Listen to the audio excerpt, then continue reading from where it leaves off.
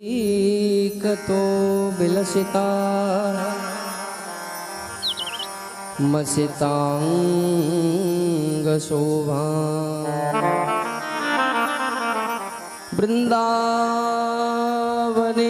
पिकृतया मोनिगांग संगम श्री राधा मुकुंद युगलम तदं नमामि। श्री सीतानाथ समारंभा रामानंदार्य मध्यमा अस्मदाचार्य पर्यन्ता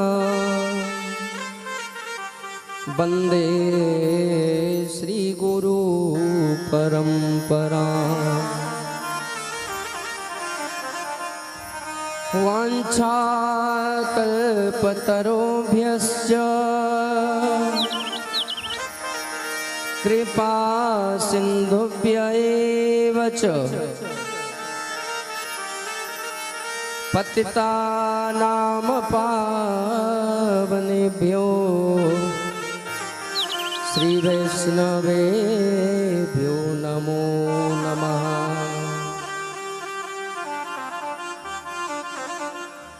लाल देह लाली लसे अरुधर लाल लंगूर वज्रदेह दानव दलना जय जय जय कपिसूर।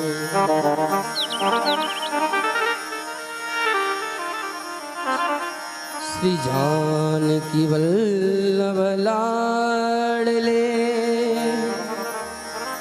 और श्री प्यारे हनुमान आय के आसन ग्रहण करो तुम्हें बारंबार प्रणाम। आइए हनुमंत पधारिए कथा करो मति अनुसार प्रेम सहित गादी धरो सुनियो पवन कुमार।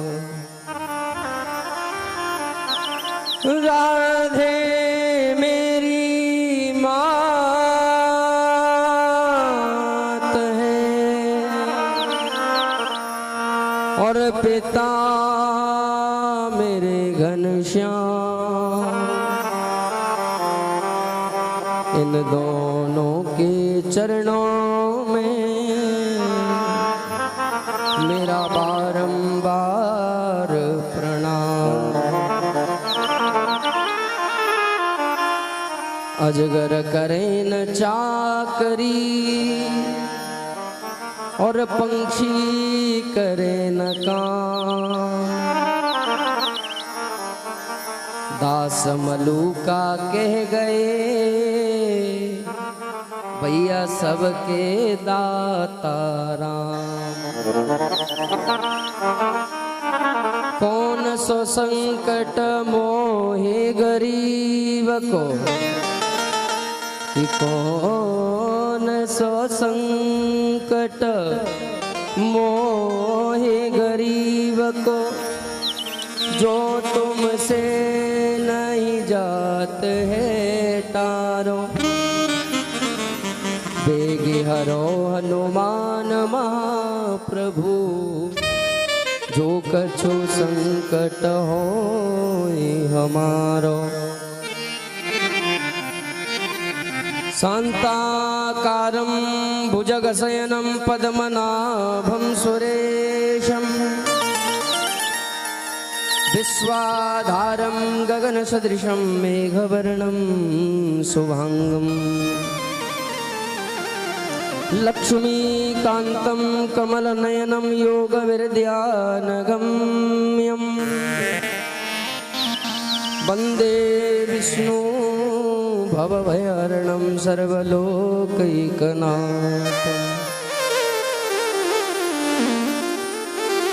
मूकं करोति वाचालं पंगुं लंघयते गिरिं यत्कृपातमहं वन्दे परमानन्दमाधवम् सशङ्खचक्रं सकिरीटकुण्डलं सपीतवस्त्रं सरसीरुहेक्षणं सहारवक्षस्थलशोभिकौस्तुभं नमामि विष्णुं शिरसा चतुर्भुजं नमः समस्तभूतानां आदिभूताय भूभृते अनेकरूपरूपाय विष्णवे प्रभविष्णवे।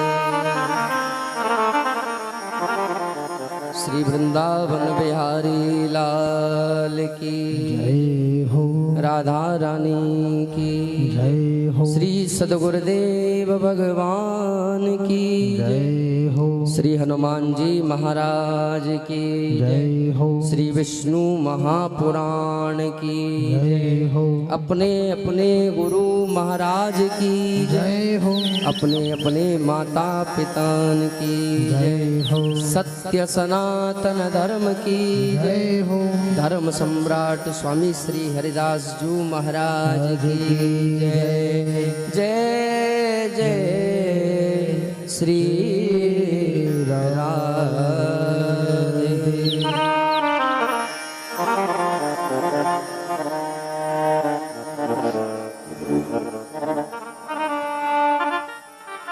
हरि शरणम हरि शरणम हरि शरणम, अर्थात हरि की शरण, हरि की ही शरण और केवल हरि की शरण। हे प्रभु, हम आपकी शरण में हैं। प्यारे श्याम सुंदर, हम आपकी शरण में आ गए हैं। समर्पण करने का भाव होता है हरि शरणम।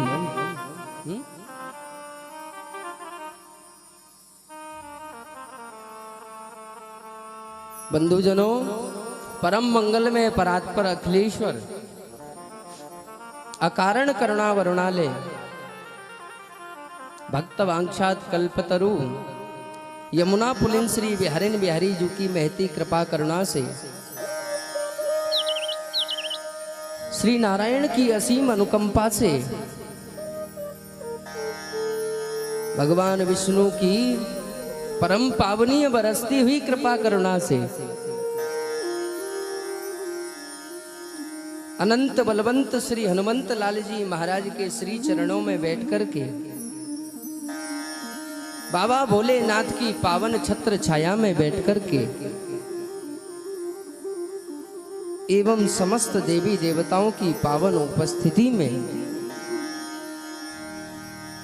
ये श्रीमद् विष्णु पुराण की गाथा कथा आज प्रथम दिवस में प्रारंभ हो चुकी है। भक्ति शक्ति स्वरूपा मेरी माताओं एवं मेरी बहनों, श्रद्धा और विश्वास के प्रतीक मेरे सभी भाई बंधुजनों एवं मंच पर विराजमान आचार्य महोदय एवं समस्त ब्राह्मण देवताओं, माता सरस्वती की आराधना करने वाले, अपनी सुंदर सुंदर उंगलियों से माता सरस्वती को रिझाने वाले मंच पर विराजमान मेरे सभी समस्त संगीतज्ञ बंधुजनों, आप सभी के हृदय पटल में बैठे हुए उस प्रिया प्रियतम लाल को युगल बिहारी सरकार के श्री चरणों में दास का बारंबार प्रणाम। आप सभी प्रभु प्रेमियों को प्रेम भरा राधे राधे। जय श्री कृष्ण।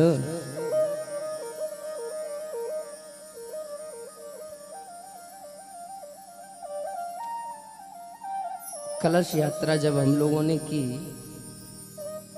तो महाराज हम देख रहे थे खूब नृत्य करते करते और महाराज बिहारी जी का नाम लेते लेते कलश यात्रा हम लोग करते हुए आए। जल यात्रा हम लोगों ने करी।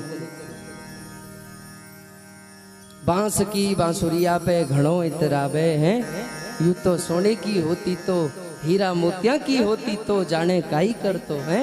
बड़ा आनंद लिया महाराज है। प्रभु के ध्यान में मग्न होकर के हमने और आपने आज इस विष्णु महापुराण की कथा का प्रथम दिवस भव्य कलश यात्रा के साथ प्रारंभ किया।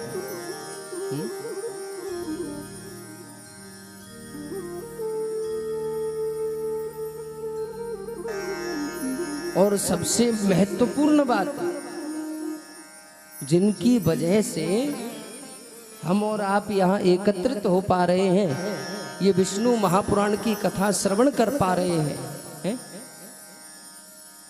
हमारे परम पूज्य पंडित श्री राम कल्याण गौतम जी की द्वितीय पुण्यतिथि पर है ये विष्णु महापुराण की कथा का आयोजन रखा गया है।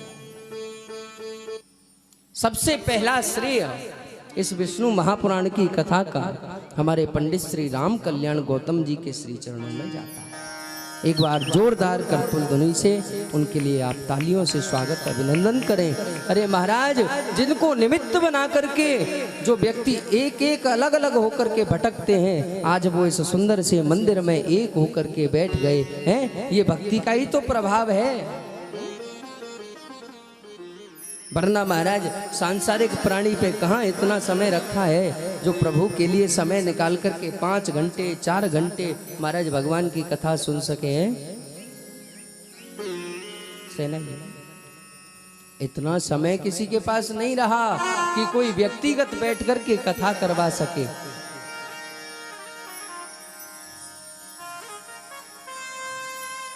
दुर्लभो मानुषो देहो देहिनाम क्षण भंगुर। मनुष्य का शरीर मिलना और मनुष्य का शरीर मिलने के बाद भगवान की भक्ति कर लेना है, ये कोई मामूली सी बात नहीं है। ऐसे हमारे पंडित श्री राम कल्याण गौतम जी, हृदय में बड़ा कष्ट है इस बात का। अवसर तो मिला, दास को कथा सुनाने का अवसर तो मिला, लेकिन सामने बैठ कर के सुनाने का अवसर नहीं मिला। बड़ी प्रबल इच्छा थी, आना तो हुआ। दास का कोटा में आना तो 9 साल से हो रहा है, लेकिन ऐसा अवसर नहीं मिल पाया कि हम सामने बिठा करके और अपने मुखार बिंद से टूटी फूटी वाणी से उनको कथा सुना सके। बिहारी जी ने अब कृपा करी है, तब जा करके ये विष्णु महापुराण की कथा प्रारंभ हो पाई है। बड़ी प्रबल इच्छा थी। हमारे रुद्रेश्वर भैया और हमारे देवेंद्र भैया, योगेश भैया और अमित भैया और आज के मुख्य यजमान हमारे देवकी नंदन जी हैं, जिनका नाम ही महाराज देवकी नंदन है। प्रेम से कहो राधे राधे। अच्छा, आप में से भोजन कौन कौन करके आया है? हैं? सब करके आए? फिर राधे राधे बोलने में महाराज दबाव सा पड़ रहा है। प्रेम से कहो राधे राधे। बंधुजनों, जितना उच्च स्वर से भगवान का नाम लोगे, उतना ही पापों का पुंज इस शरीर से निकल करके बाहर चला जाएगा। अच्छा, ऐसे ही हम अभी पिछली कथा में बोल रहे थे कि भैया जो जितना जोर से नाम लेगा उसका पापों का पुंज उतना ही निकल करके बाहर चला जाएगा। तो सामने वाले ने पूछ लिया, बोले गुरुजी निकल करके जाएगा कहाँ? तो हमने कहा भैया इसमें विचार करने वाली बात नहीं है। अरे जाएगा कहाँ? जो नहीं बोलेगा उसमें जाकर के बैठ जाएगा। है प्रेम से कहो राधे राधे। तो अब ये आप लोग देख लो, है शुरुआत अच्छी हो जाती है तो अंत अपने आप अच्छा हो जाता है, और जब अंत अच्छा हो जाता है तो बीच वाला जो मध्य है वो तो महाराज अपने आप मंगलमय बन जाता है? राधा शब्द की महिमा इतनी बड़ी है, ब्रह्मा विष्णु महेश तीनों देव भी पालकी में लग करके भगवान के धाम को गए, वहां जाकर के राधा नाम की महिमा पूछी। राक्षर के तही,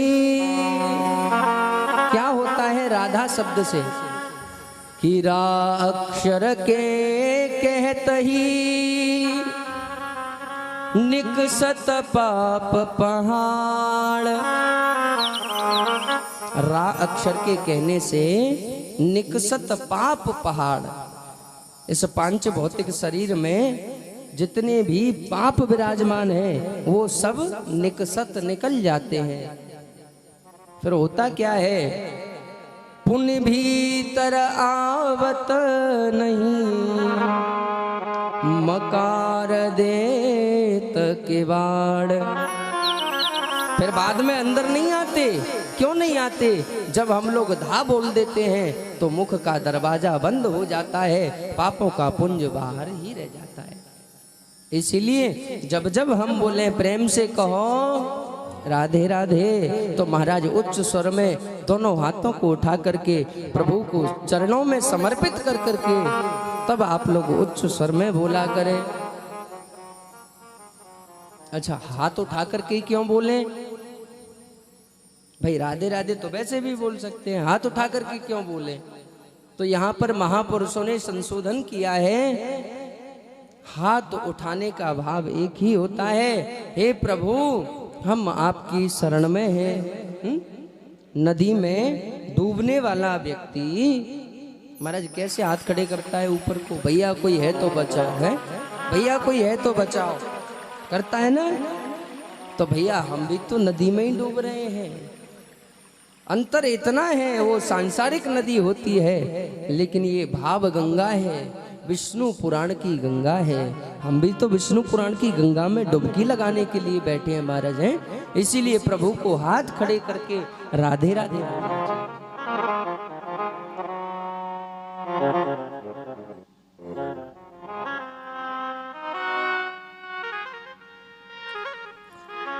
बंधुजनों, आज की इस वेला में हम लोग श्रवण करेंगे भगवान का स्वरूप, भगवान का स्वभाव और भगवान का कार्य क्या है? भागवत में जिस प्रकार से भगवान वेदव्यास ने प्रथम श्लोक में महात्म्य में सच्चिदानंद रूपाय विश्वोत्पत्त्यादि हेतवे वर्णन किया है, ठीक उसी प्रकार विष्णु महापुराण के श्लोक में महाराज प्रभु को वंदन किया गया है। और इस श्लोक में भगवान के स्वरूप का दर्शन है, भगवान के स्वभाव का दर्शन है, भगवान के कार्य का दर्शन है। प्रभु करते क्या है? विश्वोत्पत्त्यादि हेतवे, विश्व की उत्पत्ति, पालन और संहार, ये तीन कार्य हैं। इस श्लोक का हम लोग दर्शन करें उससे पहले हमारे रुद्रेष्ट भैया और ये हमारे देवेंद्र भैया और योगेश भैया, अमित भैया, चारों भैया आकर के और श्रीमती प्रकाशवती गौतम हमारी माता जी, हम उनसे निवेदन करेंगे कि मंच के पास आकर के एक बार पंडित श्री राम कल्याण गौतम जी के श्री चरणों में अपनी पुष्पांजलि अर्पित करें। फिर हम विष्णु पुराण के पावन ग्रंथ में हम लोग प्रवेश करेंगे। हैं सब परिवार आप लोग आकर के विराजमान हो जाएं और हमारे आचार्य जी मंत्र पुष्पांजलि एक बार उनके चरणों में छुड़वाएं। आज